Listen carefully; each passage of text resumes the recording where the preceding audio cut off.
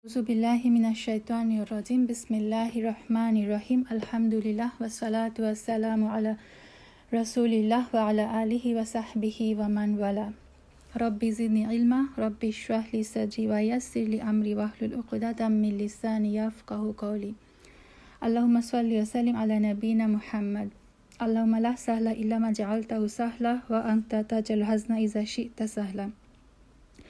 Rabbana taqabbal minna innaka antas samiul alim wa tub alaina innaka antat tawwabur rahim. Assalamualaikum warahmatullahi wabarakatuh. আলহামদুলিল্লাহ সুম্মা আলহামদুলিল্লাহ। আমরা গত সেশনে সূরা মুমতাহিনার প্রথম 9টা আয়াতের তাফসীর শুনেছিলাম। আজকে ইনশাআল্লাহ আমরা 10 থেকে 13 নম্বর আয়াতের তাফসীর শুনব। আমরা প্রথম আয়াতটা একটু পড়ে নেই। আউযু বিল্লাহি মিনাশ শাইতানির রাজিম।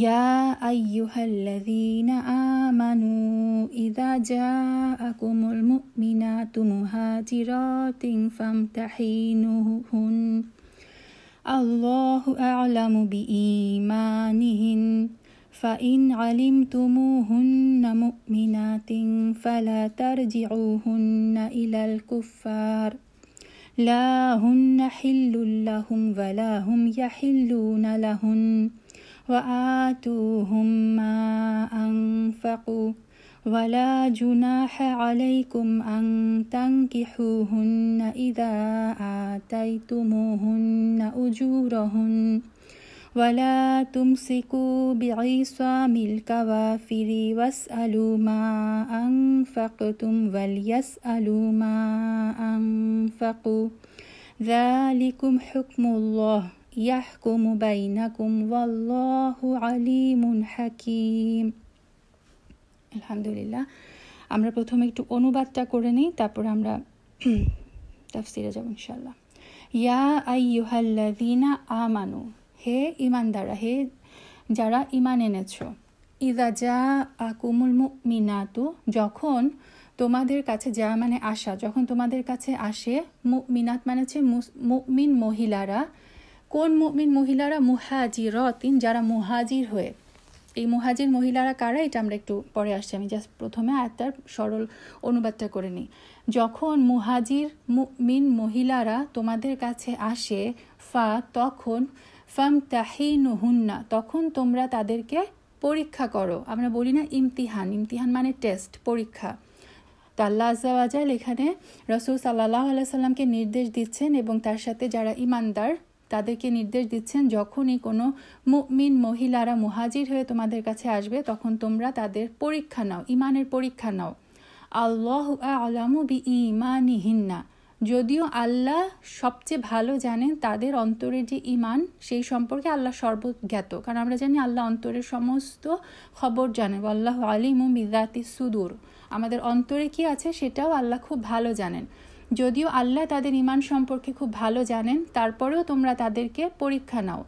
ফাইন, তারপরে পরীক্ষা নেওয়ার পরে যদি আলিমতুমুহুন্না, যদি তোমরা জানতে পারো, মুমিনাতিন, যে তোমরা পরীক্ষা নেওয়ার পরে যদি জানতে পারো তারা আসলেই মুমিন, ফালা তারজিউহুন্না, তাহলে তাদেরকে ফেরত পাঠিও না, ইলাল কুফার, কাফেরদের দিকে, আর তাদেরকে তোমরা ফেরত পাঠিও না।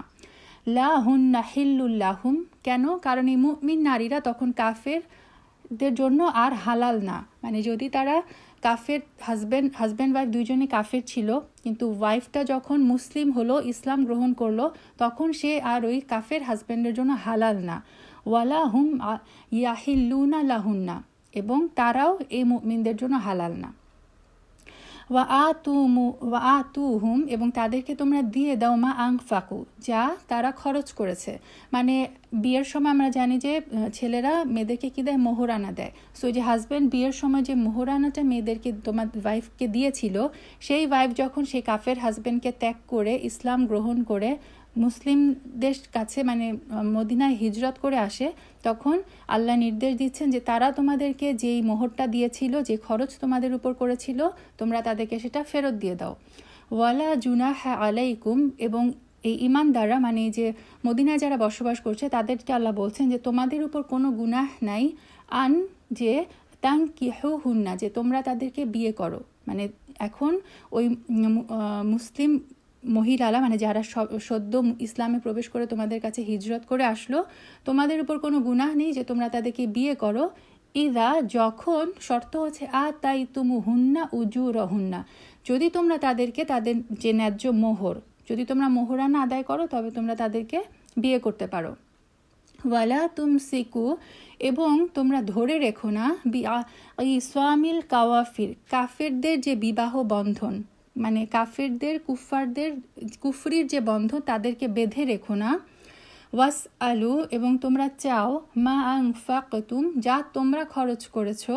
মানে আচ্ছা, এটা যখন আমি ব্যাখ্যায় আসবো তখন আমরা বুঝতে পারবো যে তোমরা তাদের উপর যে খরচ করেছো, মানে ফর এক্সাম্পল একজন মহিলা, সে কাফের হয়ে, মানে সে ইসলামে ছিল কিন্তু সে মুরতাদ হয়ে ইসলাম ধর্ম ত্যাগ করে সে যদি কাফেরদের কাছে ফেরত চলে যায়, তো আল্লাহ বলছেন যে তোমরা তাদের উপর যে খরচ করেছিলে, যে মোহরানা তাদেরকে দিয়েছিলে, তোমরা সেটা চাও, ফেরত চাও। ওয়াল ইয়াস আলু, এবং তারাও চেয়ে নিবে মা আনফাকু, যা তারা খরচ করেছে। যালিকুম হুকমুল্লাহ, এটা হচ্ছে আল্লাহর হুকুম। ইয়াহকুমু বাইনাকুম, যা তিনি তোমাদের মধ্যে ফয়সালা করে দিয়েছেন। ওয়াল্লাহু আলিমুন হাকিম, এবং আল্লাহ হচ্ছেন আলিম, তিনি সর্বজান্তা, এবং তিনি হাকিম, তিনি হচ্ছেন প্রজ্ঞাময়। আচ্ছা, এই আয়াতটা বোঝার জন্য আমাদের একটু ব্যাকগ্রাউন্ড বোঝা লাগবে, যেটা হচ্ছে হুদায়বিয়ার সন্ধি। হুদায়বিয়ার সন্ধি সম্পর্কে আমরা কম বেশি সবাই জানি, তো ডিটেলসে আমি যাচ্ছি না। জাস্ট মূল কথা হচ্ছে রাসূল সাল্লাল্লাহু আলাইহি সাল্লামের হিজরতের ৬ষ্ঠ বছরে রাসূল সাল্লাল্লাহু আলাইহি সাল্লাম স্বপ্নে দেখেন যে তিনি ওমরা করতে যাচ্ছেন। তো নবীদের স্বপ্ন যেহেতু সত্য, তো রাসূল সাল্লাল্লাহু আলাইহি সাল্লাম সাহাবীদেরকে নিয়ে ওমরার জন্য মক্কার উদ্দেশ্যে যাত্রা করেন। তো মক্কার কুরাইশরা যখন এটা টের পায়, তখন তারা রাসূল সাল্লাল্লাহু আলাইহি সাল্লামকে ওমরা করতে দেয়নি, এবং রাসূল সাল্লাল্লাহু আলাইহি সাল্লাম মক্কায়ও প্রবেশ করতে পারেননি। মক্কার কাছাকাছি হুদায়বিয়া নামক একটা জায়গায় মুশরিক এবং রাসূল সাল্লাল্লাহু আলাইহি সাল্লামের মধ্যে একটা চুক্তি হয়, শান্তি চুক্তি, যেটাকে বলা হয় হুদায়বিয়ার সন্ধি। তো হুদায়বিয়ার সন্ধির যে ক্লজগুলো ছিল, যে শর্তগুলো ছিল, সেটা যদি মানে কেউ পড়ে, তাহলে দেখবে যে স্বাভাবিকভাবে বাহ্যিকভাবে মনে হচ্ছিল এটা মুসলিমদের হার, যে তারা মুশরিকরা বলল যে রাসূল সাল্লাল্লাহু আলাইহি সাল্লাম এবং সাহাবীরা এই বছর ওমরা করতে পারবেন না, তাদেরকে ফিরে যেতে হবে, এবং পরবর্তী বছরে তারা ওমরা করতে আসতে পারবে মাত্র 3 দিনের জন্য। তারপরে আরও অনেক যতগুলো ক্লজ ছিল সবগুলো দেখে মনে হবে যে এটা মুসলিমদেরই হার ছিল, এবং মুশরিকরা এই কারণে রাসূল সাল্লাল্লাহু আলাইহি সাল্লাম যখন হুদায়বিয়া ট্রিটিতে সাইন করেন, মক্কার কুরাইশরা খুব খুশি হয়ে গিয়েছিল, কারণ তারা ভেবেছিল যে এটাতে মুসলিমদের পুরাপুরি হার এবং তাদেরই বিজয় হলো।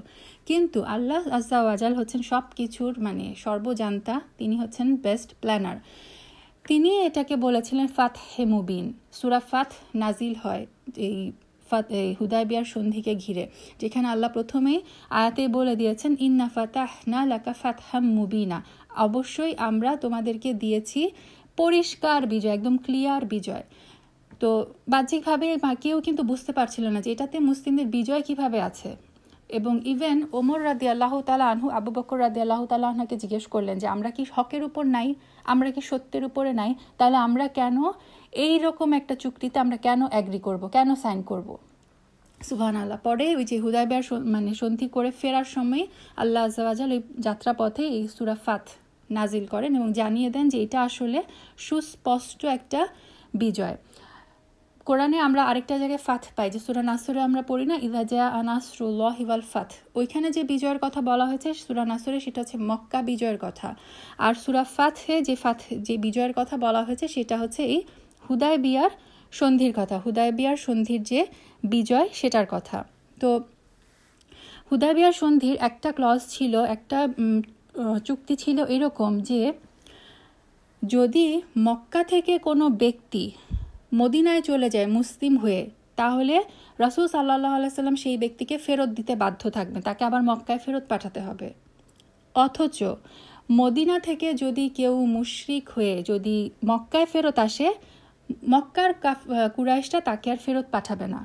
মানে কেমন একটা ক্লজ, যে মক্কা থেকে কেউ যদি হিজরত করে রাসূল সাল্লাল্লাহু আলাইহি সাল্লামের মদিনায় চলে যায়, রাসূল সাল্লাল্লাহু আলাইহি সাল্লাম তাকে মক্কায় ফেরত পাঠাবেন, কিন্তু মদিনা থেকে কেউ যদি চলে আসে মক্কায় হিজরত করে, তাহলে এই মক্কার কুরাইশরা তাকে ফেরত পাঠাবে না। আমরা এই আয়াতে বোঝার জন্য এই ক্লজটা আমাদের দরকার। হাদিসে এসেছে যে এই ক্লজটার মধ্যে যে শব্দটা ইউজ ছিল সেটা হচ্ছে রজুলুন। রজুলুন মানে হচ্ছে পুরুষ। ইনফ্যাক্ট রজুল বলতে মানে পুরুষ মহিলা মানে ওভারঅল ওইভাবেই সামিল করা হয়, কিন্তু মুফাসসিরগণ বলেছেন যে হাদিসে ইনসান বলা হয়নি, যে কোনো ইনসান যদি আসে তাহলে তোমরা ফেরত পাঠাবা। ওইখানে রজুলুন শব্দটা বলা হয়েছিল। আল্লাহ আজ্জা ওয়াজাল এই যে এখানে একটা ফাঁক রেখে দিলেন, সবই তো আল্লাহর প্ল্যান। সেই কারণে এই হুদায়বিয়ার সন্ধির পরে একজন সাহাবিয়া যার নাম ছিল উম্মু কুলসুম বিনতে উকবা রাদিয়াল্লাহু তাআলা আনহা, উনি কি করেন, হিজরত করে মক্কা থেকে মদিনায় চলে আসেন। এই খবর পেয়ে তার যে ভাই ওয়ালিদ এবং আম্মার, এরা রাসূল সাল্লাল্লাহু আলাইহি সাল্লামের নিকট এসে বলেন যে হুদায়বিয়ার সন্ধি অনুযায়ী আপনারা আমার বোনকে ফেরত পাঠান। তখন এই ঘটনার প্রেক্ষিতে আল্লাহ আজ্জা ওয়াজাল এই আয়াতটা নাজিল করেন। আল্লাহ আজ্জা ওয়াজাল বলে দেন যে না, ওই যে ক্লজটা ছিল এখানে রজুলুন শব্দটা ছিল, সো কোনো পুরুষ যদি ফেরত আসে মানে ইসলাম গ্রহণ করে আসে, পুরুষকে ফেরত দাও। বাট কোনো নারী যদি ইসলাম ধর্ম গ্রহণ করে তোমাদের কাছে আসে মুহাজির হয়ে, যেখানে বলা হয়েছে মুমিনাত মুহাজিরাত, যে কোনো মুহাজির মুমিন মহিলা যদি আসে, এসে দাবি করে যে সে ঈমান এনেছে, তোমরা তাকে ফেরত পাঠিও না, বরং কি করো, তার ঈমানের পরীক্ষা নাও। যদি সে ঈমানের পরীক্ষায় উত্তীর্ণ হয়ে যায় তবে তোমরা তাদেরকে রাখো। এবং কীভাবে রাখবে, কি করবে, সেটাও কিন্তু এই আয়াতে আল্লাহ আজ্জা ওয়াজাল পুরোপুরি ডিটেলস বলে দিলেন। তো এই আয়াতটাকে সূরা মুমতাহিনার এই 10 নম্বর আয়াতটাকে বলা হয় আয়াতুল ইমতিহান, পরীক্ষার আয়াত। এবং এই যে ইমতিহান, এই শব্দটা থেকে কিন্তু এই সূরার নামকরণ করা হয়েছে মুমতাহিনা, পরীক্ষিত মুমিন মহিলারা। তো এখন যদি আমরা আয়াতটা আবার একটু একটু করে ঢুকি, যে ইয়া আইয়ুহাল্লাযিনা আমানু, হে যারা ঈমানদার। মদিনার রাসূল সাল্লাল্লাহু আলাইহি ওয়াসাল্লাম এবং তার সাহাবীদের উদ্দেশ্য করে আল্লাহ আজ্জা ওয়াজাল বলছেন যে ইযা জাআকুমুল মুমিনা, যখন এই যে মুমিন মুহাজির মহিলারা তোমাদের কাছে আসে, কি করো, ফামতাহিনুহুন্না, তোমরা এইসব মহিলাদের পরীক্ষা করো। এখন পরীক্ষা করার অর্থ কি? ইবনু আব্বাস রাদিয়াল্লাহু তাআলা আনহু বলেন যে পরীক্ষাটা ছিল এরকম যে তাদের কাছ থেকে এই সাক্ষী নেওয়া যে আল্লাহ ছাড়া সত্যিকারের কোনো মাবুদ নাই, মুহাম্মদ সাল্লাল্লাহু আলাইহি সাল্লাম হচ্ছে আল্লাহর বান্দা ও রাসূল, মানে যে কালিমাতুত তাইয়্যিবা, যেটা যে শাহাদাত, তুমি শাহাদাত গ্রহণ করো যে আল্লাহ ছাড়া আর কোনো ইলাহ নাই, রাসূল সাল্লাল্লাহু আলাইহি সাল্লাম হচ্ছে একমাত্র আল্লাহর বান্দা এবং রাসূল। তো এইটা সাক্ষী নেওয়া, এটা হচ্ছে পরীক্ষা, যে যদি তারা এটা স্বীকার করে। এটা ছিল ইবনু আব্বাস রাদিয়াল্লাহু তাআলা আনহুর মত। আবার মুজাহিদ রহমাতুল্লাহ আলাইহি উনি বলেন যে পরীক্ষা করার অর্থ ছিল যে তাদেরকে জিজ্ঞাসা করা হতো যে তোমরা আসলে কি জন্য এসেছো।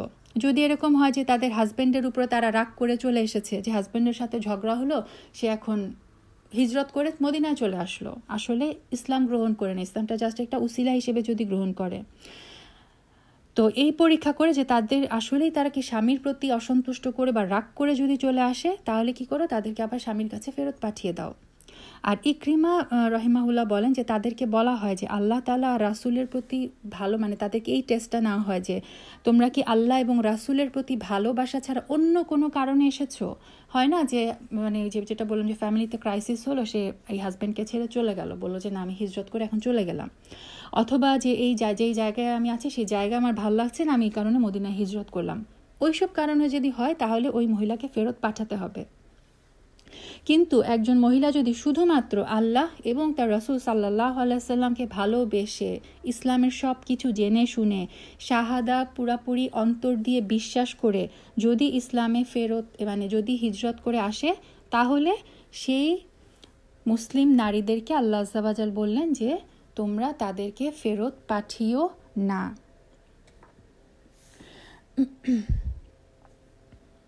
এবং আল্লাহ বললেন কি আল্লাহু আ'লামু বিঈমানিহিন্না, আল্লাহ তাদের যে অন্তরের অবস্থা সেই সম্পর্কে সবচেয়ে বেশি জানেন।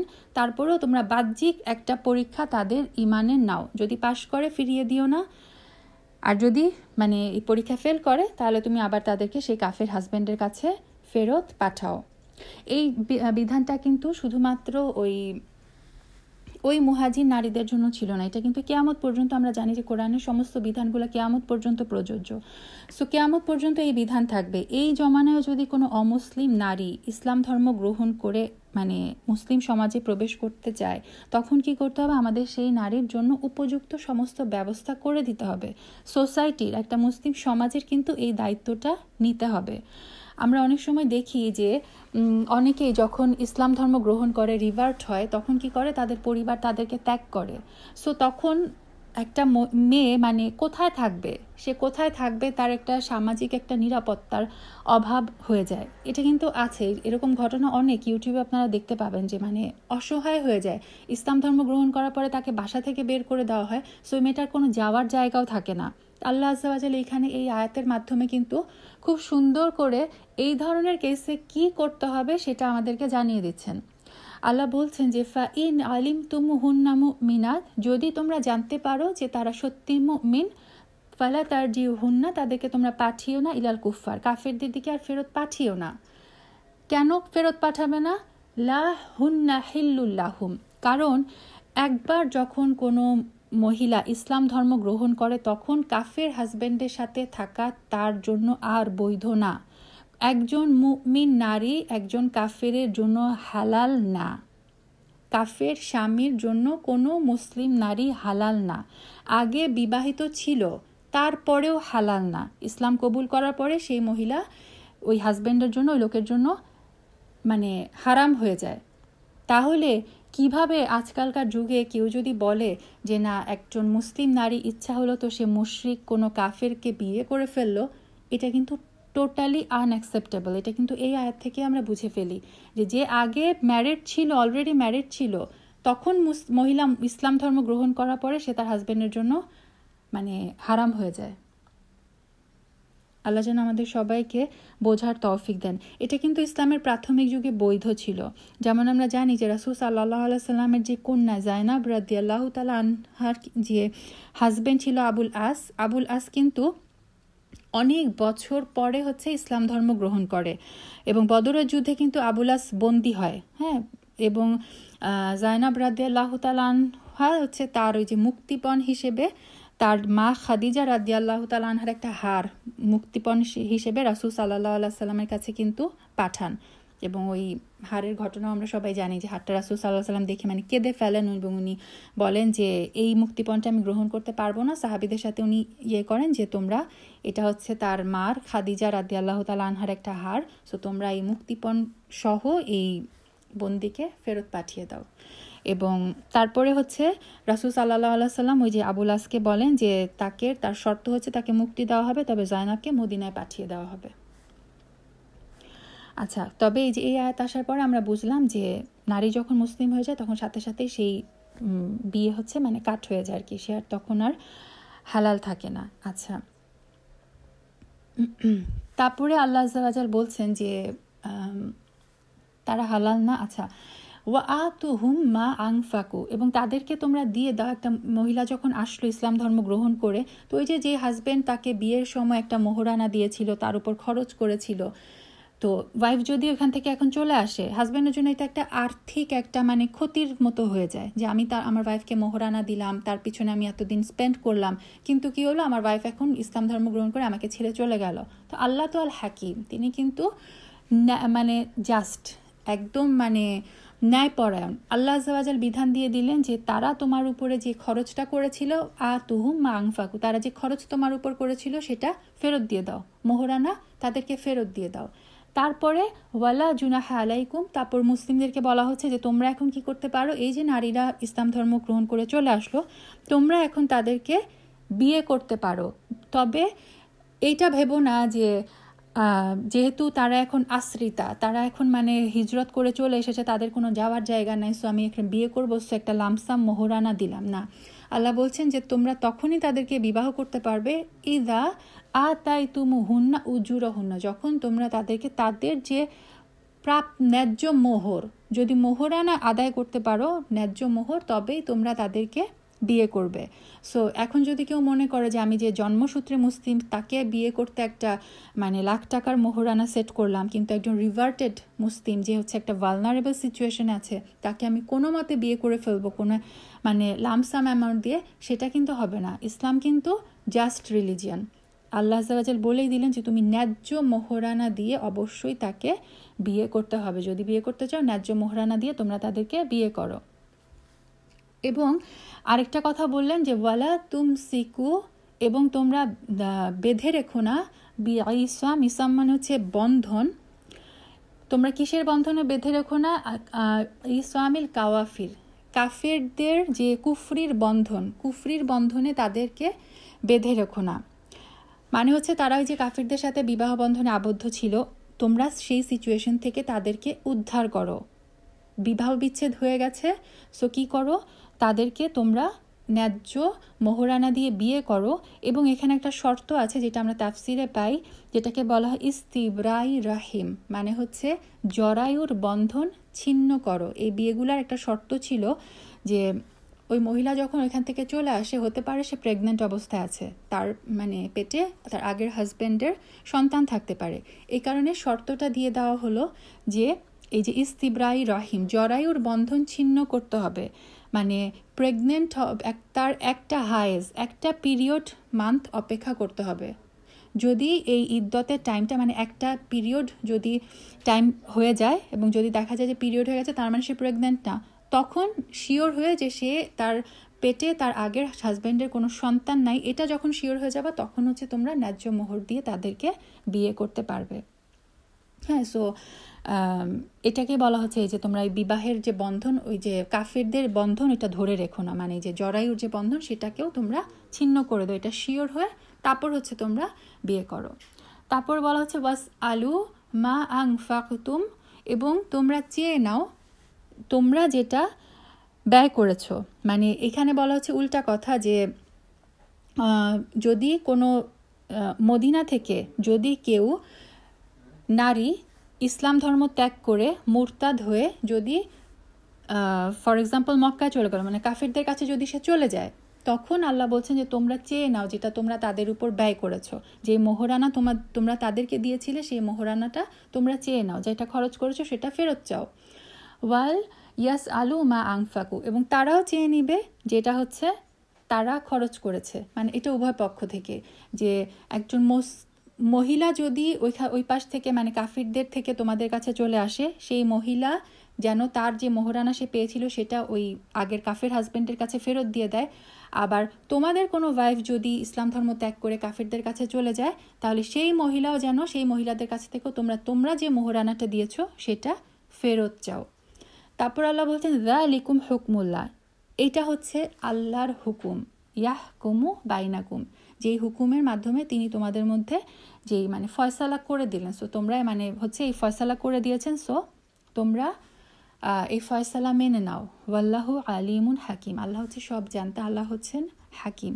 আল্লাহ আজ্জাওয়াজালের এই যে একটা নাম আল হাকিম, আল্লাহর হিকমত মানে একটা মানে ট্রান্সলেট করা হয় যে প্রজ্ঞাময়। হ্যাঁ, তো আলিম আর হাকিমের মধ্যে একটা পার্থক্য আছে। আলিম হচ্ছে জানা, আমি যদি কিছু জানি সেটা হচ্ছে আলিম, কিন্তু সেই জানাটাকে আমি যদি মানে জায়গা মতো প্রয়োগ করতে পারি তখন হচ্ছে আমি হাকিম। প্রজ্ঞা হচ্ছে ওইটা, যে জিনিসটা আমি জানি সেই জিনিসটা সঠিক জায়গায় অ্যাপ্লাই করা, সেটার নাম হচ্ছে প্রজ্ঞা। তো আল্লাহ হচ্ছেন সব কিছু জানেন, তিনি সব ব্যাপারে হচ্ছে প্রজ্ঞাময়।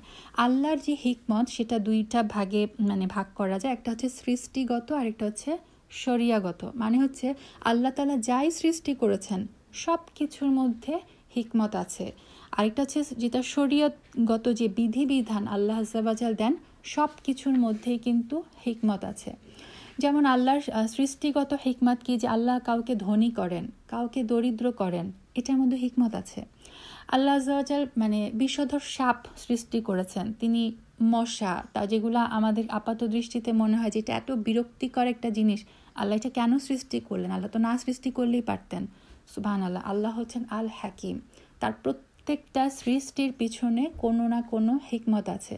আমরা হয়তো কোনো ফিতনার মধ্য দিয়ে যাচ্ছি, সেটার মধ্যেও কিন্তু সেটার পিছনেও আল্লাহর কোনো হিকমত আছে। আর শরীয়তগত বিধান যদি বলি, যেমন আল্লাহ আজ্জা ওয়া জাল 5 ওয়াক্ত সালাত বিধান মানে আমাদেরকে ফরজ করলেন, কেন 6 ওয়াক্ত না, কেন 4 ওয়াক্ত না, এটার পিছনেও হিকমত আছে। আল্লাহ আজ্জা ওয়া জাল হজের যে মানাসিকগুলো করেছেন, যে তুমি এত তারিখে এইখানে রাত্রি যাপন করো, অত তারিখে ওইখানে দিনের টাইমটা মানে যে আরাফাতে তুমি সূর্যাস্ত পর্যন্ত অবস্থান করো, কেন কেন এখানে দিনের টাইম থাকবো, কেন মুজদালিফায় রাত থাকবো, সব কিছুর পিছনে কিন্তু আল্লাহ আজ্জা ওয়া জালের হিকমত আছে।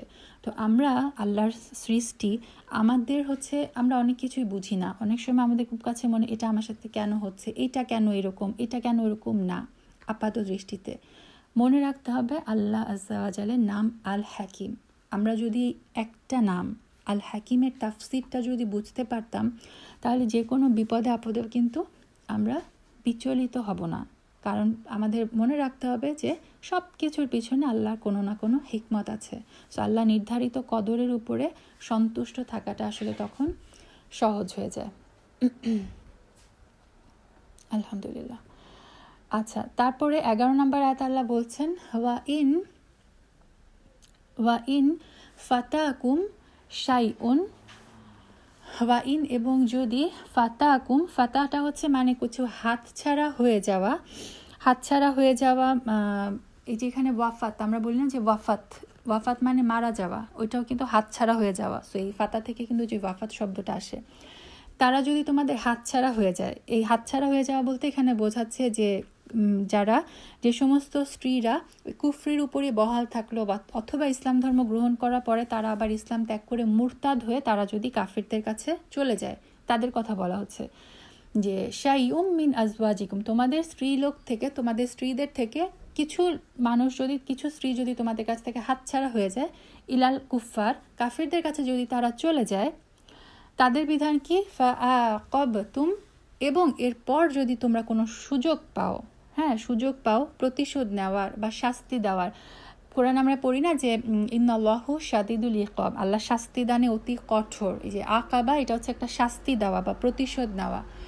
তো আল্লাহ বলেন যে তোমাদের কোনো ওয়াইফরা যদি মানে কাফির হয়ে চলে যায় কাফিরদের কাছে, তারপরে যদি তোমরা কোনো সুযোগ পাও প্রতিশোধ নেওয়ার বা শাস্তি দেওয়ার, তখন কি করো, ফাআতু, তারপরে তোমরা দিয়ে দাও, আল্লাযিনা যাহাবাত আজওয়াজুহুম, যাদের স্ত্রীরা চলে গেছে, মানে যে সমস্ত মুসলিম হাজবেন্ডদের স্ত্রীরা তাদেরকে ছেড়ে কাফিরদের কাছে চলে গেছে, তাদেরকে তোমরা দিয়ে দাও মিসলামা আনফাকু, যা তারা খরচ করেছে সেটার সমান। এটা মানে হচ্ছে আল্লাহ বলছেন যে যে সমস্ত কাফের স্ত্রীরা কুফরির উপর বহাল থেকে অথবা ইসলাম ধর্ম ত্যাগ করে কাফেরদের কাছে তারা হিজরত করে চলে গেল, তাহলে তাদের জন্য তোমরা যে নিয়মটা কি ছিল, যে তোমরা তাদেরকে যে মোহরানাটা দিয়েছিলে সেটা তাদের কাছে ফেরত নাও। কিন্তু যদি এটা তারা না দেয়, ফর এক্সাম্পল তারা চলে গেল এবং দিল না, তো আল্লাহ বলছেন যে তোমরা শাস্তি দাও, অথবা যদি তোমাদের প্রতিশোধ নেওয়ার কোনো সুযোগ আসে। এর অর্থ হচ্ছে দুইটা, তাফসির ফাথুল মাজিদের দুইটা অর্থ আছে। প্রথম অর্থটা হচ্ছে, মুসলিম হয়ে যে মহিলারা তোমাদের কাছে আসলো, তাদের প্রাপ্ত মোহর, মুসলিম হয়ে তোমাদের কাছে আগমনকারী মহিলাদের যে প্রাপ্ত মোহর, যেটা তাদের হাজবেন্ডদেরকে ফেরত দেওয়ার কথা ছিল, তোমরা তাদের হাজবেন্ডকে সেটা ফেরত পাঠিও না। ব্যাপারটা একটু মানে বোঝানোটা একটু ডিফিকাল্ট। আল্লাহ কি বলছেন দেখেন, এখানে দুইটা সিচুয়েশন। এক হচ্ছে যে মানে মক্কা থেকে কোনো মুসলিম মহিলা ইসলাম ধর্ম গ্রহণ করে তাদের কাছে চলে আসতো, মুসলিমদের কাছে চলে আসতো। তো নিয়ম হচ্ছে সে যখন আসবে তার হাজবেন্ডের কাছ থেকে সে যে মোহরানাটা পেয়েছিল সেটা হাজবেন্ডকে ফেরত দিতে হবে। আর সেকেন্ড কেস হচ্ছে আমাদের মানে ইসলাম থেকে কোনো মহিলা মদিনা থেকে যদি সে কাফিরদের কাছে চলে যায়, তো তখন তার ক্ষেত্রে নিয়ম কি, সেও তো তার যেই হাজবেন্ডের কাছে যে মোহরানাটা পেত, তার হাজবেন্ডের কাছে সেই মোহরানাটা তাকে ফেরত দিয়ে তারপর তো ওই মহিলাকে মক্কায় চলে যেতে হবে।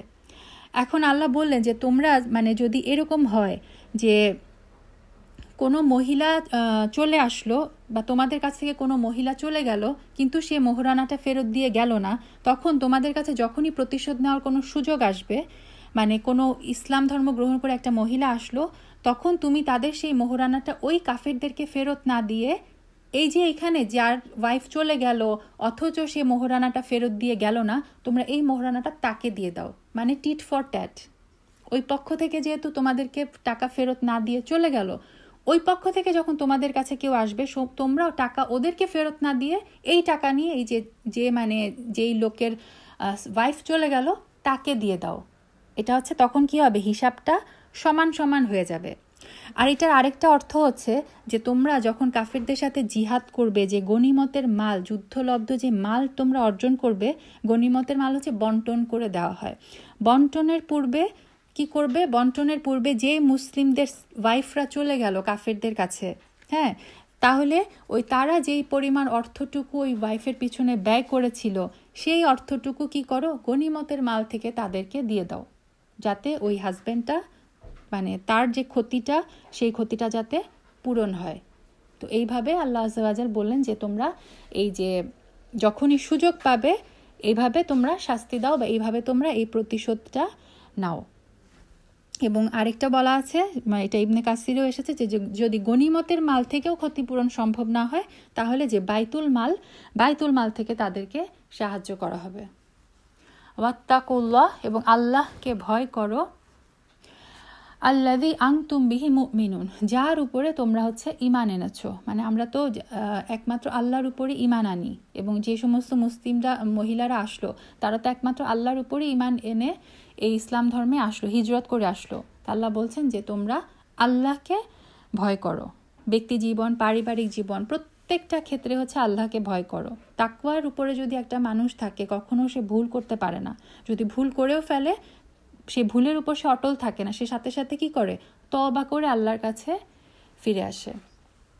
12 নম্বর আয়াতে আল্লাহ বলছেন ইয়া আইয়ুহান নবী, হে নবী। এখানে খুব সুন্দর একটা জিনিস, আল্লাহ আযজা ওয়া জাল কখনো রাসূল সাল্লাল্লাহু আলাইহি সাল্লামকে ইয়া মুহাম্মদ বলে সম্বোধন করেন নাই। অন্য সমস্ত নবীর ক্ষেত্রে আপনারা কোরআনে পাবেন ইয়া ঈসা, ইয়া নূহু, ইয়া মূসা, ইয়া ইয়াহইয়া, সব নবীদের আল্লাহ নাম ধরে ডাকতেন। মুহাম্মদ সাল্লাল্লাহু আলাইহি সাল্লামকে কোরআন আল্লাহ কখনো ইয়া মুহাম্মদ বলে সম্বোধন করেননি। রাসূল সাল্লাল্লাহু আলাইহি সাল্লামকে তিনি কি বলে সম্বোধন করতেন, ইয়া আইয়ুহান নবী, ইয়া আইয়ুহার রাসূল, ইয়া আইয়ুহাল মুজাম্মিল, ইয়া আইয়ুহাল মুদ্দাসসির, মানে কত আদর করে ডাকতেন, নাম ধরেও কখনো ডাকেননি, এত ভালোবাসতেন, সুবহানাল্লাহ। তো রাসূল সাল্লাল্লাহু আলাইহি সাল্লামকে উদ্দেশ্য করে আল্লাহ বলছেন যে হে নবী, ইদা জাআকা, যখন তোমার কাছে আসে, আল মুমিনাতু, মুমিন নারীরা, এই যে নারীরা আসলো, তখন ইউবাইনাকা, তারা তোমার কাছে বায়াত করবে, হ্যাঁ, বায়াত গ্রহণ করবে। আচ্ছা কি কি বায়াতের বিষয়গুলা কি থাকবে, এটা আল্লাহ আযজা ওয়া জাল এই আয়াতে বলছেন। বায়াত গ্রহণ করাটা এটা একটা মানে হাদিস থেকে আমরা সবসময় পাই যে রাসূল সাল্লাল্লাহু আলাইহি সাল্লাম কোনো মহিলার সাথে কখনো, মানে আমাদের দেশে একটা জিনিস আছে যে বায়াত গ্রহণ করা মানে হচ্ছে হাতে হাত দিয়ে তারপরে ধরে কথা বলা, অথবা হচ্ছে কি পাগড়ি ধরে নাকি একটা ব্যাপার আছে যে কারো যদি বায়াত গ্রহণ করে তার হাত ধরা সম্ভব না হলে তার যে মাথায় পাগড়ি থাকে সেই পাগড়িতে, হোয়াট এভার, রাসূল সাল্লাল্লাহু আলাইহি সাল্লাম কখনো কোনো মহিলার হাত ধরে তাকে বায়াত করান নাই। রাসূল সাল্লাল্লাহু আলাইহি সাল্লামের সাথে মহিলারা যে বায়াত গ্রহণ করতো সেটা ছিল মৌখিক বায়াত, উনি বলতেন, মহিলারাও সেটা মুখে বলতেন, এভাবে বায়াত করতেন। তো আল্লাহ আযজা ওয়া জাল এখানে বলে দিচ্ছেন এই 12 নম্বর আয়াতে বায়াতের বিষয় কি কি একটা মুমিন মহিলা যখন ইসলাম ধর্ম গ্রহণ করে, মানে যে হিজরত করে আসবে, কি কি কোন কোন বিষয়ের উপর তাকে বায়াত গ্রহণ করতে হবে। আল্লাহ বলছেন যে আল্লাহ প্রথম কিসের উপরে, আল্লাহ ইউশরিকনা বিল্লাহি শাইআন, প্রথম বায়াতের বিষয় হচ্ছে আল্লাহর সাথে কাউকে শরিক করবে না। এটা হচ্ছে ইসলামে প্রবেশের প্রথম শর্ত। মানে এটা সূরা লুকমানে আমরা পাই যে ইন্নাশ শিরকা লাযুলমান কাবীর, শিরক হচ্ছে সবচেয়ে বড় জুলুম, এবং কেউ যদি ইসলামে সত্যি প্রবেশ করতে হয় প্রথমেই তাকে গ্যারান্টি দিতে হবে যে সে আল্লাহর সাথে কোনো কিছুকে শিরক করবে না। প্রথমে হচ্ছে মানে তাওহীদ প্রতিষ্ঠার আগে প্রথমে হচ্ছে নিজেকে শিরক থেকে মুক্ত করতে হবে, আগে ক্লিয়ার করতে হবে, তারপরে হচ্ছে আমি নতুন কিছু অ্যাড করব। ফর এক্সাম্পল, আমরা যখন কোথাও কোনো একটা ধরেন চারা গাছ লাগাবো, বীজ বপন করব, আমরা কি করি, আগে মাটিটাকে পরিষ্কার করি, হ্যাঁ, পরিষ্কার করে সব কিছু ক্লিন করে সার টার দিয়ে তারপরে কিন্তু আমরা চারা গাছ বপন করি। এরকম না যে আগাছা টাগাছা হয়ে আছে ওর মধ্যে আমি যে বীজ বপন করে দিলাম, সেটা কিন্তু আমরা করি না। আগে আমরা ক্লিয়ার করি, তারপর আমরা চারা বপন করি। সো ওই ইসলামের বীজ অন্তরে বপন করার আগে হচ্ছে আমাদেরকে শিরক মুক্ত হৃদয় করতে হবে। সমস্ত কিছু শিরকের ঊর্ধ্বে উঠে তারপর হচ্ছে আমরা তাওহীদ প্রতিষ্ঠা করব। আমাদের মানে ইন্ডো পাক রিজিয়নে, যে ইন্ডিয়া, বাংলাদেশ, পাকিস্তানে আমাদের যে প্রবলেমটা হয়ে গেছে, যে মানে আমাদেরকে কালেমাতা ধরিয়ে দেওয়া হয়েছে যে আমরা লা ইলাহা ইল্লাল্লাহ তো বলি, কিন্তু বলে যে দুর্গা থেকে দরগা ধরিয়ে দেওয়া হয়েছে। আগে তারা দুর্গার পূজা করতো, এখন তারা দরগার পূজা করে। কারণ শিরক মুক্ত, বিদাত মুক্ত আমাদের অন্তরগুলা কিন্তু করা হয়নি। সে কারণে দেখেন খ্রিস্টানরা 25শে ডিসেম্বর তারা ঈসা আলাইসাল্লামের জন্মদিন পালন করে। মুসলিমরা কি করে? রাসূল সাল্লাল্লাহু আলাইহি সাল্লামের জন্মদিন হিসেবে 12ই রবিউল আউয়াল পালন করা শুরু করেছে। হাদিস থেকে কোথাও আমরা পাই না রাসূল সাল্লাল্লাহু আলাইহি সাল্লাম নিজে কিংবা তার সাহাবীরা রাসূল সাল্লাল্লাহু আলাইহি সাল্লামের জন্মদিন পালন করেছেন, কিংবা এই যে 12ই রবিউল আউয়ালই যে তার জন্মদিন, এটাও কিন্তু কোনো সহিহ হাদিস দ্বারা এই এক্সাক্ট ডেটটা কিন্তু প্রমাণিত না। তার মানে দেখেন, আমরা সবাই বলি আমরা মুসলিম, কিন্তু এই যে শিরকের যে এলিমেন্টগুলা, বিদআতের যে কত কিছু আমাদের মধ্যে যে ঢুকে গেছে, এইটার কারণ হচ্ছে আমাদের অন্তরগুলো শিরক মুক্ত হয়নি। আমরা কালিমা যদি খেয়াল করি, আমাদের কালিমাটা কি? লা ইলাহা ইল্লাল্লাহ। লা ইলাহা, প্রথমে আমরা বলি লা ইলাহা। লা ইলাহা মানে কোনো ইলাহ নাই। প্রথমে শুরু হচ্ছে নেগেশন দিয়ে, যে আমার ব্রেইনে সেট করতে হবে কোনো ইলাহ নাই। তারপরে আমরা বলি ইল্লাল্লাহ, আল্লাহ ছাড়া। তার মানে প্রথমে আমরা নেগেশন করছি যে কোনো ইলাহ নাই। হ্যাঁ, মগজ থেকে একদম ক্লিয়ার হয়ে গেল যে না, কোনো ইলাহ নাই, কোনো প্রতিমা নাই, কোনো পীর নাই, দরবেশ নাই, খাজা বাবা নাই, ওই যে আজমির শরীফ নাই, কেউ নাই, কোনো ইলাহ নাই।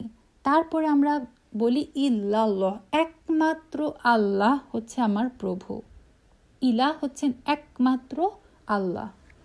তো এটাই হচ্ছে ইসলামের মানে মেইন জিনিস, যে আমি যদি প্রকৃতভাবে নিজেকে মুমিন বলতে চাই, প্রকৃতভাবে আসলেই আমি ইসলাম অন্তরে ধারণ করতে চাই, প্রথমে আমাকে সর্বপ্রকার শিরক মুক্ত, শিরক মুক্ত অন্তর আমাকে আগে করতে হবে। এইটা আমাকে এনশিওর করতে হবে যে আমার ভিতরে কোনো শিরক নাই। তারপর হচ্ছে আমি তাওহীদের বীজটা বপন করব।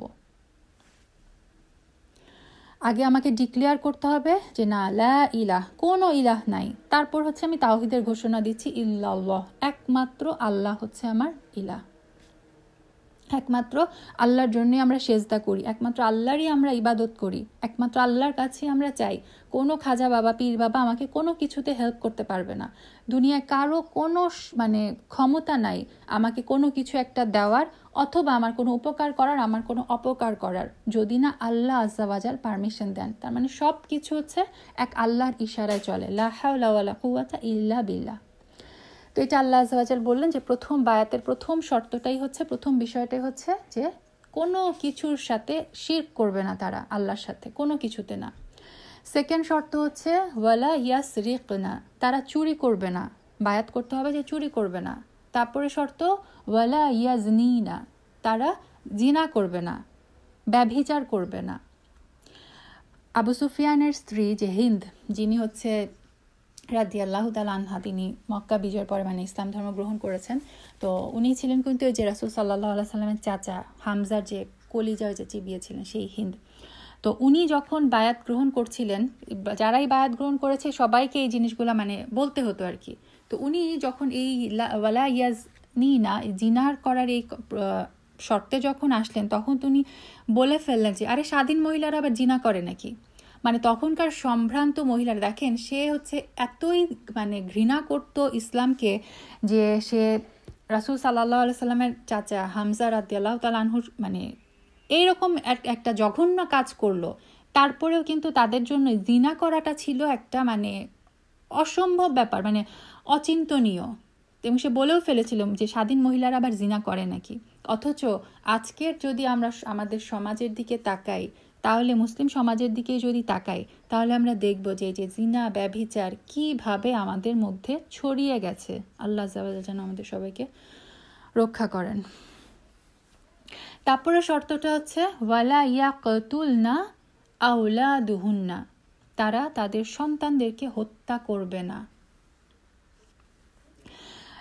একটা ছিল যে আরবের মুশরিকদের মধ্যে জাহিলিয়াতের যুগে আমরা জানি যে কন্যা সন্তান হলে তারা পুঁতে ফেলতো, হত্যা করত। হত্যা কিন্তু দুই প্রকারই। একটা হচ্ছে যে ভূমিষ্ঠ হওয়ার পরে হত্যা করা, আরেকটা হচ্ছে পেটের মধ্যে থাকা অবস্থায় হত্যা করা। রূহ চলে আসার পরে যদি কেউ অ্যাবর্শন করে সেটা কিন্তু এই হত্যার মধ্যে পড়ে যায়। সেটা কিন্তু যেহেতু সে রূহ চলে এসেছে, সো তখন কেউ অ্যাবর্শন করলে সেটা কিন্তু হত্যা করা। তো আল্লাহ আযজা ওয়া জাল এখানে বলে দিলেন যে তাদেরকে বায়াত নিতে হবে যে তারা তাদের সন্তানকে হত্যা করবে না। এবং একটা কথা তো আল্লাহ বারবার কোরআনে বলেছেন না, যে রিজিকের ভয়ে কেউ যেন তার সন্তানকে হত্যা না করে। যখন কোনো মানুষ যদি ভাবে যে আমার যদি এখন আরেকটা সন্তান হয় আমি তাকে খাওয়াবো কোত্থেকে, সেই মুহূর্তে মনে করতে হবে সেই মানুষটা কিন্তু নিজেকে আর রাজ্জাক ভাবছে। সে কিন্তু নিজেকে আব্দুর রাজ্জাক ভাবছে না, সে ভাবছে সে হচ্ছে রাজ্জাক, সেই হচ্ছে রিজিকের মালিক। মানুষকে মনে রাখতে হবে মানুষ হচ্ছে আব্দুর রাজ্জাক, সে রাজ্জাকের আব্দ। আল্লাহ হচ্ছেন রিজিক দাতা, আমরা হচ্ছি তার আব্দ। সো কেউ যেন তার সন্তানকে রিজিকের ভয়ে যাতে হত্যা না করে, এটা আল্লাহ আযজা ওয়া জাল ক্লিয়ারলি বলে দিয়েছেন। কারণ এটা মনে রাখতে হবে আল্লাহ, রিজিক আসে আল্লাহর কাছ থেকে। এবং আল্লাহ ওই আয়াতে এটাও বলে দিয়েছিলেন যে তোমাদেরকেও আমরা খাওয়াই এবং তোমাদের সন্তানদেরকেও আমরাই খাওয়াবো। সুবহানাল্লাহ। তারপরে আরেকটা শর্ত যে ওয়ালা ইয়াতিনা, এবং তারা আনবে না, এই নারীরা বায়াত গ্রহণ করবে যে তারা আনবে না কি বি বুহতান, অপমান। একটা এখানে দুইটা আছে, একটা হচ্ছে গিবত, আরেকটা হচ্ছে বুহতান। ধরেন আমি কারো সম্বন্ধে, আমার অন্য কোনো কারো সম্বন্ধে এমন একটা কথা যদি বলি যেটা হচ্ছে সত্য কথা, তার অনুপস্থিতিতে তার সম্বন্ধে সত্য কোনো কথা বলা, এমন কোনো কথা যেটা সে সামনে থাকলে সে শুনলে কষ্ট পেত, এরকম কিছু বলাটা হচ্ছে গিবত। আর যদি কোনো কারো অনুপস্থিতিতে এমন কিছু বলা যেটা সে করেনি, মিথ্যা বলা, সেটা হচ্ছে বুহতান। সেটা আরও গিবত তো কবিরা গুনাহ, গিবত হচ্ছে কবিরা গুনাহ, যেটার শাস্তি হচ্ছে কবর থেকেই শুরু হয়ে যাবে। বুহতান হচ্ছে আরও বেশি জঘন্য, কারণ এটা হচ্ছে সত্যও না, সে হচ্ছে মিথ্যা রচনা করে তারপরে সেটা অপপ্রচার করা। এখানে আল্লাহ বলে দিচ্ছেন যে নারীরা যেন বায়াত গ্রহণ করে যে তারা এই বুহতান করবে না, ইয়াফতারিনাহু, রচনা করে। হ্যাঁ, কারণ আপনি যখন কারো সম্বন্ধে মিথ্যা বলবেন, আগে আপনাকে সেটা রচনা করতে হবে, কিছু একটা বানাতে হবে, তারপর সেটা প্রচার করতে হবে। আল্লাহ ক্লিয়ারলি এখানে বলে দিলেন যে রচনা করে বানিয়ে বানিয়ে কোনো বুহতান, কোনো অপমান যেন মহিলারা না করে। বাইনা আইদিহিন্না ওয়া আরজুলিহিন্না, আইদিহিন্না হাতের সামনে, আর হাতের সামনে যা আছে, এবং পায়ের, আরজুল হচ্ছে পা, পায়ের সামনে। হাতের সামনে পায়ের সামনে কি থাকে? হাতের সামনে পায়ের সামনে যেটা থাকে কি আমরা আমাদের সামনে যেটা হয়, এটার পারিভাষিক অর্থ হচ্ছে জেনে বুঝে। এখানে আল্লাহ আযজা ওয়া জাল বলছেন জেনে বুঝে কোন ওই যে মহিলারা আসবে, এবং এটা আসলে শুধুমাত্র ওই মহিলাদের জন্য না, এটা ওভারঅল, এটা আমাদের প্রত্যেকে, যারা আমরা নিজেদেরকে মুসলিম মুমিন বলে যারা আমরা দাবি করি, এটা আমাদের প্রত্যেকের জন্য। হ্যাঁ, এই বায়াতগুলো আমাদের প্রত্যেকের জন্য প্রযোজ্য, যে আমরা যেন মিথ্যা অপবাদ জেনে শুনে রচনা করে আমরা যেন না রটাই, জেনে শুনে। এই যে হাতের সামনে পায়ের সামনে বলে বোঝানো হচ্ছে জেনে শুনে, মিথ্যা অপবাদ রচনা করে তারা রটাবে না। এটা আল্লাহ আযজা ওয়া জাল যে নারীদের বায়াতের ক্ষেত্রে কেন স্পেশালি বললেন, আনফর্চুনেটলি এইটা কিন্তু এই যে বুহতান করা, গিবত করা, এগুলা কিন্তু আমাদের নারীদের প্রবলেম, এগুলো কিন্তু আমরা নারীরাই বেশি করি। হ্যাঁ, কিছু একটা হলে একটা ফোন করে ভাবি জানেন বলে এই যে আমরা শুরু করি, এটা কিন্তু আমাদের প্রবলেম, মেয়েদের প্রবলেম। এই গিবত করা, চগলখুরি করা, অন্যের দোষ খুঁজে বেড়ানো, এগুলা কিন্তু আমাদের নারীদের হচ্ছে বেশি দোষ। সেই কারণে আল্লাহ নারীদের বায়াতে, এই স্পেশাল এই বায়াতে এই কথাটাও ইনক্লুড করে দিলেন যে তোমরা জেনে বুঝে অন্যের সম্বন্ধে এই মিথ্যা অপবাদ রচনা করো না। এটা গেল তো একটা সাধারণ অর্থ, যে কারো সম্বন্ধেই আমরা এরকম বুহতান এটা করব না। এটার আরেকটা অর্থ আছে, এটার আরেকটা অর্থ হচ্ছে যে মহিলাদেরকে স্পেশালি বলা হচ্ছে যে তোমরা অন্য কারোর সাথে জিনা করে, ব্যভিচার করে তোমাদের মানে যদি গর্ভে সন্তান আসে সেই সন্তানকে তোমরা তোমাদের স্বামীর সন্তান বলে চালিয়ে দিও না। মুফাসসিরগণ এই আয়াতে এই বুহতানের ক্ষেত্রে এই দুইটা অর্থই এনেছেন, যে ওইটাও হতে পারে এটাও হতে পারে, যে তোমরা অন্য কারো সন্তানকে তোমাদের হাজব্যান্ডের সন্তান বলে তোমরা এই বুহতান, এই অপমান, এই মিথ্যা রচনা করে দিও না। এটাও হয় অর্থ আরেকটা। এবং আরেকটা শর্ত আল্লাহ দিচ্ছেন বায়াতের, ওয়ালা ইয়াসিনাকা ফি মারুফ। হ্যাঁ, মানে ভালো, মারুফ হচ্ছে ভালো কাজ। রাসূল সাল্লাল্লাহু আলাইহি সাল্লাম যখনই আদেশ দিতেন সৎ কাজের ক্ষেত্রে, আল্লাহ বলছেন যে তারা যেন তোমার অবাধ্য না হয় সৎ কাজের ক্ষেত্রে, মানে ভালো কাজে এই তারা যেন রাসূল সাল্লাল্লাহু আলাইহি সাল্লামের বিরুদ্ধাচরণ না করে, নাফরমানি না করে। রাসূল সাল্লাল্লাহু আলাইহি সাল্লাম আমাদেরকে যেই আদেশই দেন আমরা জানি যে এগুলো কিন্তু আল্লাহর পক্ষ থেকে আদেশ আসে। এবং সূরা হাশরে আল্লাহ বলে দিয়েছেন যে ওয়ামা আতাকুমুর রাসূলু ফাখুযুহু, রাসূল তোমাদেরকে যা যা দিচ্ছেন, যা যা বলছেন তোমরা সেটাকে গ্রহণ করো। ওয়ামা নাহাকুম আনহু ফান্তাহু, রাসূল তোমাদেরকে যেই জিনিসটা করতে নিষেধ করছেন তোমরা সেটা থেকে বিরত থাকো। এখানেও আল্লাহ বলে দিলেন যে ওই মুসলিমদেরকে, মহিলাদেরকে একটা বায়াত দিতে হবে যে সৎ কাজের ব্যাপারে আপনার কোনো বিরুদ্ধাচারণ, আপনার কোনো অবাধ্যতা, নাফরমানি তারা করতে পারবে না। এবং রাসূল সাল্লাল্লাহু আলাইহি সাল্লামের পরে তার যে 4 খলিফা ছিল, তারপরে তাবেই ছিল, তাবেই ছিল, এখন আমাদের মধ্যে ইসলামী স্কলাররা আছেন যারা হচ্ছে ফতোয়া দেন। সো আমাদেরকে এখন কি করতে হবে, এখন কোনো বিষয়ের যদি আমরা মানে কোনো বিধান কোরআনে পাচ্ছি না, হাদিসে পাচ্ছি না, তাবেইনদের কাছে পাচ্ছি না, তখন আমাদের কি করতে হবে, এই যে ইসলামী স্কলাররা আমাদেরকে যে ফতোয়া দিচ্ছেন সেটা যদি কোরআন এবং হাদিসের পরিপন্থী না হয় তাহলে আমাদের দায়িত্ব হচ্ছে সেই বিধানগুলা, সেই আদেশগুলা মেনে চলা। আচ্ছা, এগুলা গেল শর্ত, যে এখানে ছয়টা বিষয়ের আল্লাহ বায়াত দিতে বললেন। নাম্বার 1 ছিল আল্লাহর সাথে কাউকে শরিক করো না। নাম্বার 2 চুরি করবে না। নাম্বার 3 জিনা করবে না।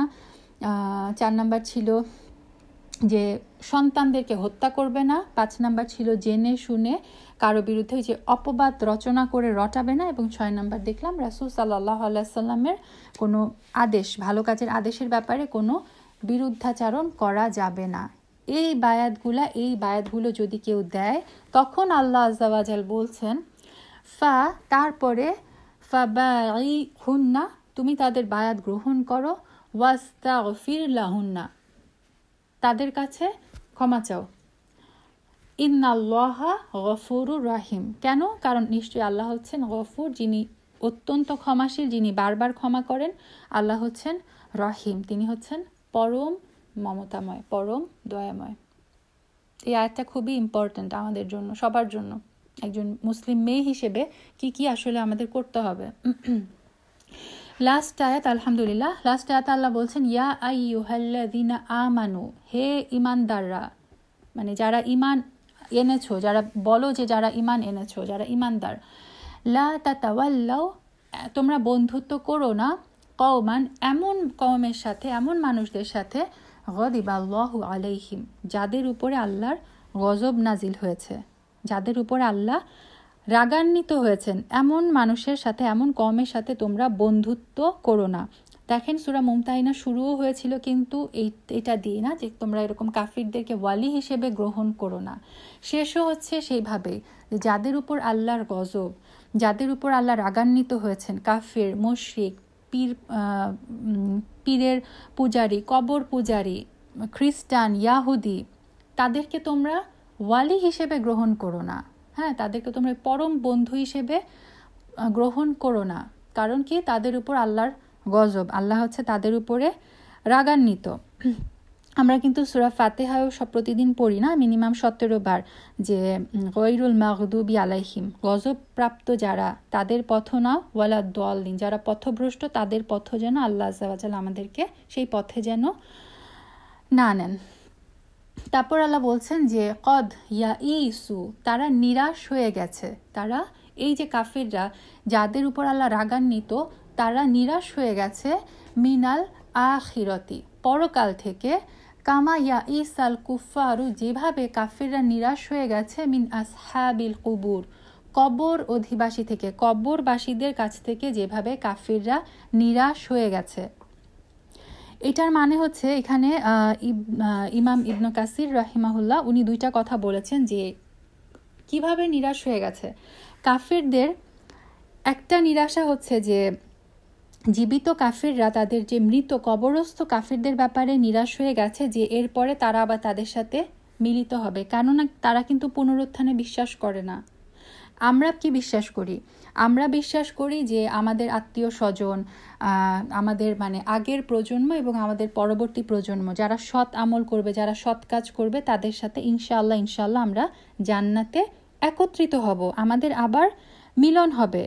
আমরা মানে প্রত্যাশা করি যে আমরা রাসূল সাল্লাল্লাহু আলাইহি ওয়াসাল্লাম আমরা সবাই জান্নাতুল ফেরদৌস চাই এবং আমরা প্রত্যাশা করি যে আমরা আল্লাহর সাক্ষাৎ পাবো, আমরা রাসূল সাল্লাল্লাহু আলাইহি ওয়াসাল্লামের সান্নিধ্য পাবো, সাহাবায়ে একরাম, তারপরে সমস্ত উম্মাহাতুল মুমিনিন সবার সান্নিধ্য পাবো। এটা কিন্তু আমরা আশা করি। সূরা তুরেও কিন্তু আল্লাহ বলে দিয়েছেন যে ওয়াল্লাযিনা আমানু ওয়াত্তাবাআতুহুম যুররিয়াতাহুম বিঈমানিন আলহাকনা বিহিম যুররিয়াতাহুম, যে যারা ঈমান এনেছে, যারা তাদেরকে অনুসরণ করেছে, যেসব সন্তানেরা, আমরা তাদেরকে মিলিত করব তাদের সন্তানদের সাথে। সো আমাদের মধ্যে কিন্তু, মুসলিমদের মধ্যে কিন্তু এই বিশ্বাসটা আছে।